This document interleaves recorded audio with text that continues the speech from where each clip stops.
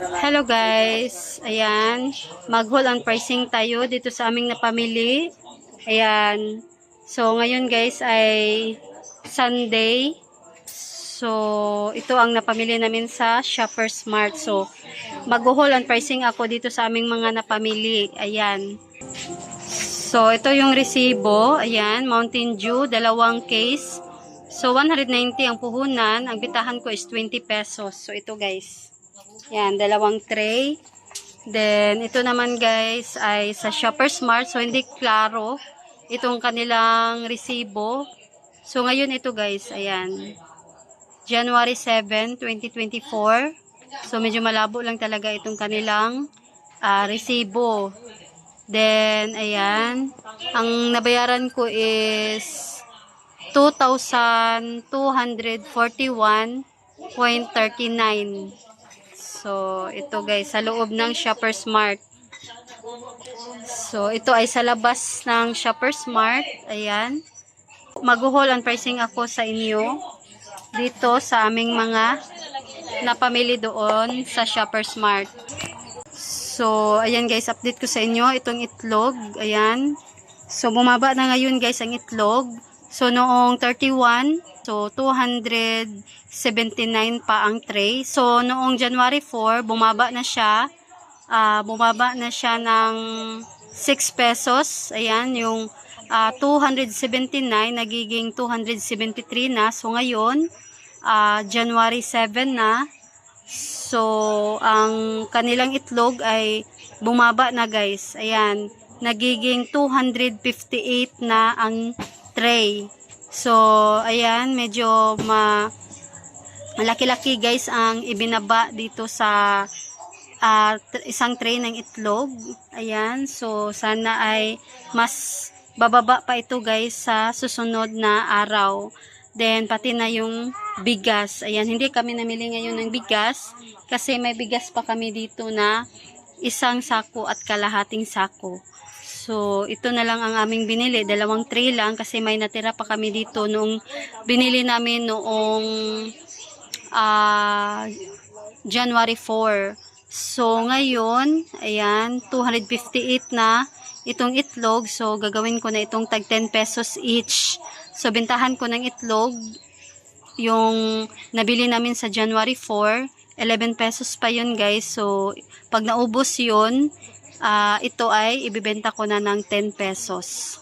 So, ayan, mabuti at bumaba na itong presyuhan ngayon ng itlog dito sa amin kasi napakamahal. Ayan, umabot ng 207 ang large. Ayan, so, ngayon, ay, ayan, so ayan, masaya tayo dahil bumaba na ang puhunan ngayon ng itlog dito sa amin. So, 10 pesos na ang bintahan ko nito. So, buksan natin guys itong karton.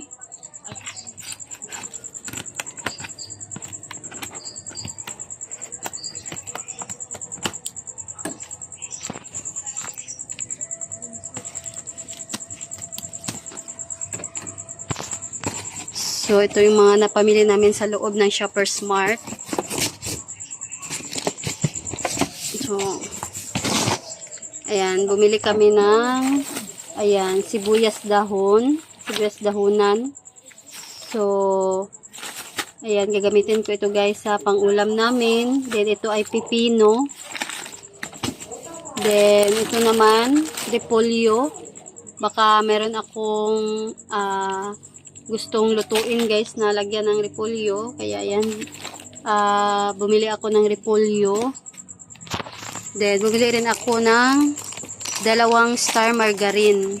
So, ito, pandagdag lang ito guys. Kasi may bumili kanina. Ayan, para hindi maubusan. Then, may natira pa dito na dalawa. Ayan, hindi naman ito babenta araw-araw. Kaya, ayan, nag-stock lang ako ng 4, 5. Ayan, so 13 pesos ang bitahan ko nito. So, bumili rin ako ng pansit canton. Ayan, sa Shoppers Mart ako namimili ng mga kanton kasi mura lang. So, bumili rin ako ng kalamansi at chilimansi. So, 15 pesos ang bintahan ko ng mga pansit canton. Then, bumili rin ako, nagdagdag ako guys itong extra hot. Ayan, 15 pesos din. So, ito naman, ito ay cauliflower. So, ayan, isa lang, maliliit. Then, ito lang ang nakuha ko na kamatis dahil hinog na yung iba. At ayan, madaling masira. So, ito yung kinuha ko, itong hilaw. Then, ito lang ang mga maliliit. So, yung iba, malaki na siya guys. Kaya, hindi ako kumuha. So, ito na lang muna. So, nasa 17 pesos ito guys. So, ibibenta ko ito ng tagpa 5 pesos. So, ayan. Then, bumili ako ng dalawang tabliya. Itong bilog na maliliit. Tag 4 pesos each ang bentahan ko nito. Dahil, ayan, mabenta siya ngayon guys. Marami ang nagluluto ng champurado. Ayan, pati ako nagluto rin ako kahapon sa umaga. Nagluto ako ng champurado. So, 4 na bilog ang aking ginamit. Kanina, merong mga bumibili. Kaya, ayan, kakaunti na ang natira. So, nagdagdag ako ngayon ng 2 pack. So, mabango ito guys. Ayan. So, ito ay pure tabliya. So, ang pangalan niya is Chichi tabliya. 4 pesos each ang bintahan ko nito. Ayan, nagmahal na kasi siya. At, bumili ako ng saging. Ayan, lulutuin ko ito bukas. Kakainin namin. So, 25 per kilo ito guys. Ayan. So, ito. 25 per kilo. So, 30.45 ang nabayaran ko dito. Then, bumili ako ng 2 asin. Ayan, itong 1/2 is 10 pesos ang aking bentahan. Then, ito lang ang nakuha ko na sibuyas kasi parang ano na siya guys, yung hindi maganda ang kanilang sibuyas ngayon. So, 200 per kilo. Ayan, 200. So, 135.60 ang aking nabayaran dito. At, ayan, titingnan ko pa guys kung magkano ang bentahan ko. Dahil itong mga maliliit is 5 pesos. Then, ayan. So, lalagyan ko ng mga presyo ito guys. At ititimbang ko muna. Ayan, itatansya ko para meron lang akong tutubuin na kaunti. Ayan. So, ito naman. Ayan, bumili ako doon ng Fiesta. Kasi mura lang ang Fiesta sa kanila guys. Ayan. So, 3 lang ang aking binili. So, ang bitahan ko ng Fiesta is 29 pesos pa. Dahil, ayan, namimili kasi ako guys sa Shoppers Mart din sa Alturas Mall.